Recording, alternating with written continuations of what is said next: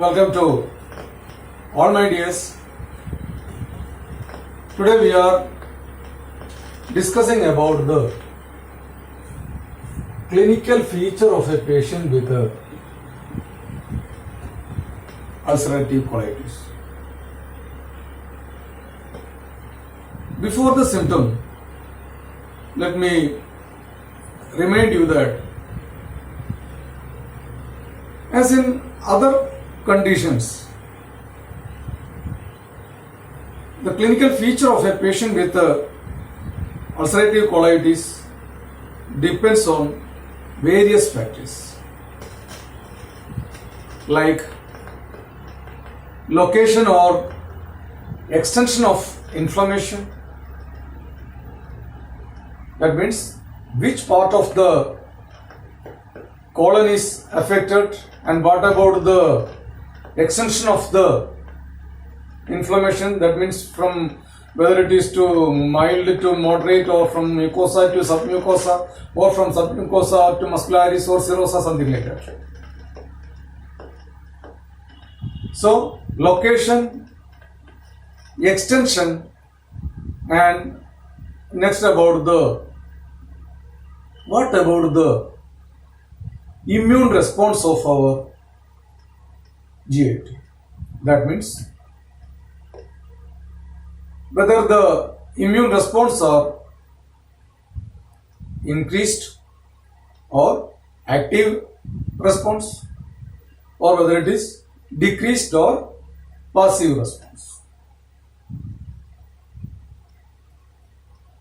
More than that, because of all these issues, you can see a patient with ulcerative colitis in active inflammation or active immune response,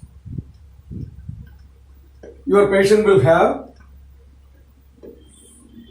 symptoms.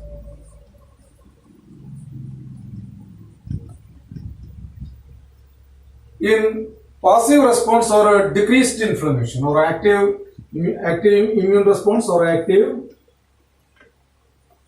inflammation, or next in passive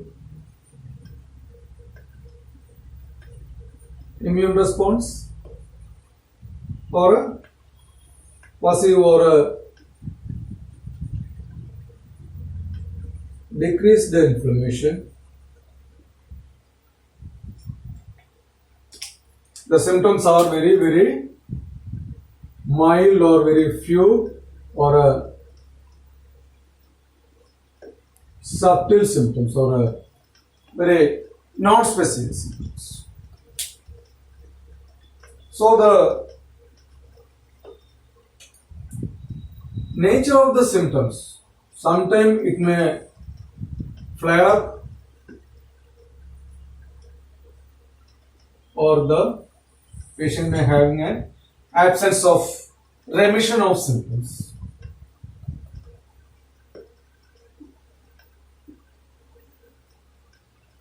That means the symptoms may wax and wane. It may come and go. In our symptom of our pulsatilla, erratic nature, come suddenly and go slowly, or come slowly and go suddenly, something like that. You can see the wax and waning of the symptoms, or the remission and the relapse of the symptoms, or a flare up of the symptoms, or the absence of the symptoms. All these fluctuation of the nature of the symptoms because of the activeness or the passiveness of the immune system. That is why our patient may having no complaint for a either long or short period, and after that the same may repeat. Or in some other patients, the inflammation may be very persistent one or a continuous one. So these are the modulating factors, how the symptoms are generated. In patient with let us see,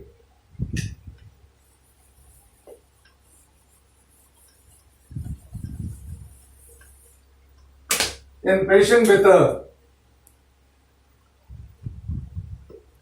proctitis, that means the inflammation usually confined to rectum. In such condition, patient may having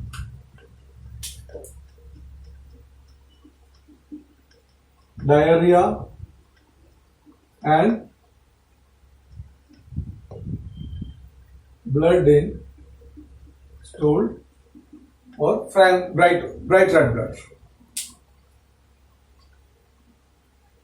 Even though in proctitis the main issue is the patient cannot have the control to store the contents of the rectum.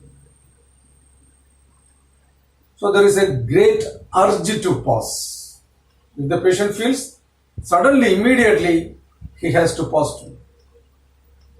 Because the patient lost his control over the rectal or anal sphincters or cannot store the contents. Additional to this, patient may fail to distinguish the sense of defecations or sense of irritation, whether it is from gas or from liquid.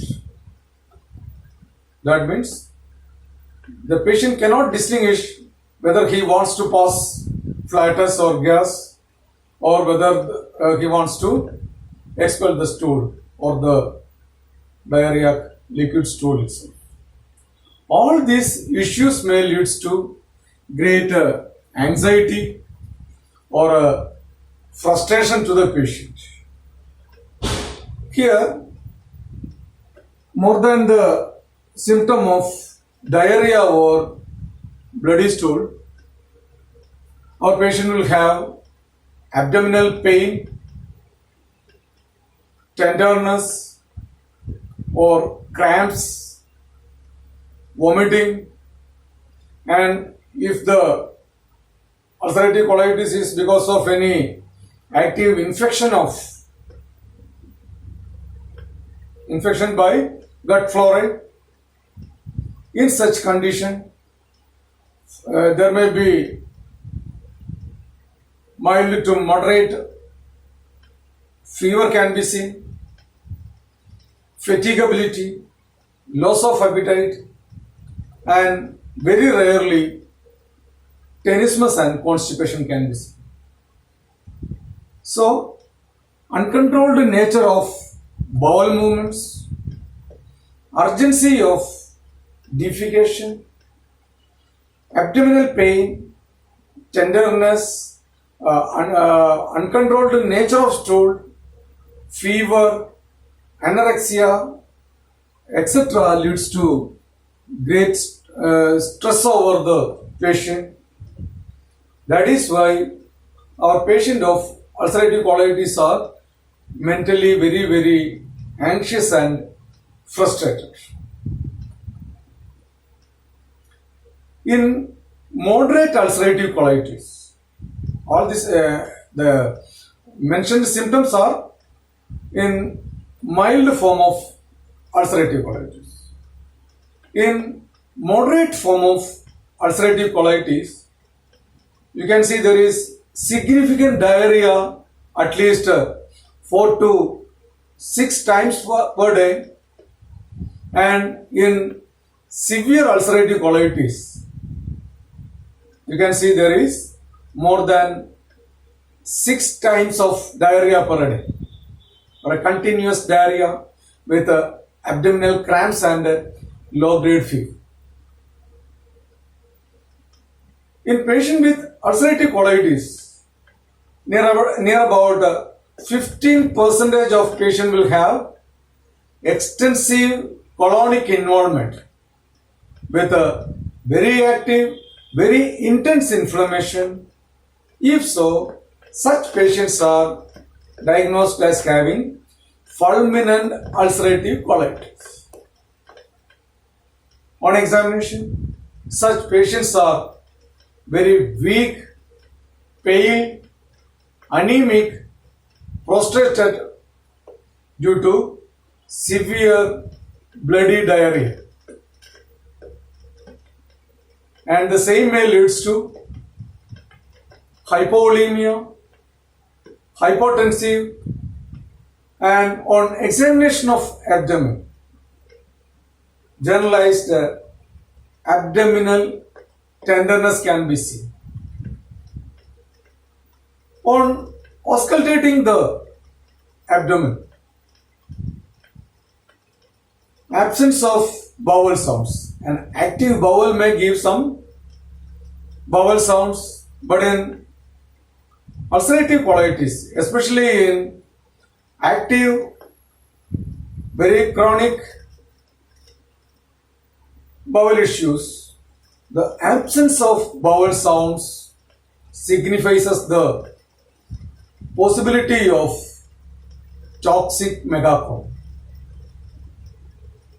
And on palpating the abdomen, rebound tenderness suggests possibility of perforation with the peritonitis. So, near about 15% of ulcerative patient will have fulminant ulcerative colitis, and usually the patients are very weak, anemic, hypovolemic and hypotensive with a generalized abdominal tenderness, rebound tenderness, then possibility of localized peritonitis that can be also due to some perforation or a local infections. And being a autoimmune one, you can see in patient with ulcerative colitis, there are varieties of extraintestinal manifestations. The immune disorder, it can affect any system or any part of our body or any cell of our body. That is why in patient with ulcerative colitis, you can see joint pains or osteoarthritis. Then hepatic issues may be diagnosed as autoimmune hepatitis. Then bony decalcifications may be presented as ankylosing spondylitis, especially in HLA-B27 antigen positive patients. Then patient may having some skin problems as pyoderma or acne. Then eye problems as iritis or uveitis. Then mouth ulcers and anemia.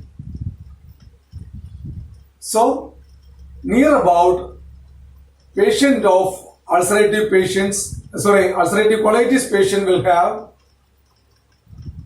arthritis near about 25%, and patient with ulcerative colitis will have near about 15% of iritis cases and pyoderma of 25%. In patient with HLA-B27 will have sacroiliitis, spondylitis and other hepatic complications. So, the signs and symptoms of our patient depends on location and extension and degree of inflammation, and the same can be splitted into mild, moderate and severe. In mild, you can see abdominal pain, diarrhea, bleeding. In moderate cases, fibrosis, hyperplasia, etc. leads to tenesmus or constipation. Then in long-standing cases, multicentric carcinoma. Then very chronic cases, along with all these symptoms, patient may having sacroiliitis, then osteoarthritis, then iritis, then that means multi-level issues. So while dealing with a patient already having a diagnosed case of ulcerative colitis, we have to check, we have to include, we have to exclude whether additional to the ulcerative colitis, whether our patient is having extra-intestinal issues. And next about the investigation of a case of ulcerative colitis, I think that can be studied in next class. Thank you.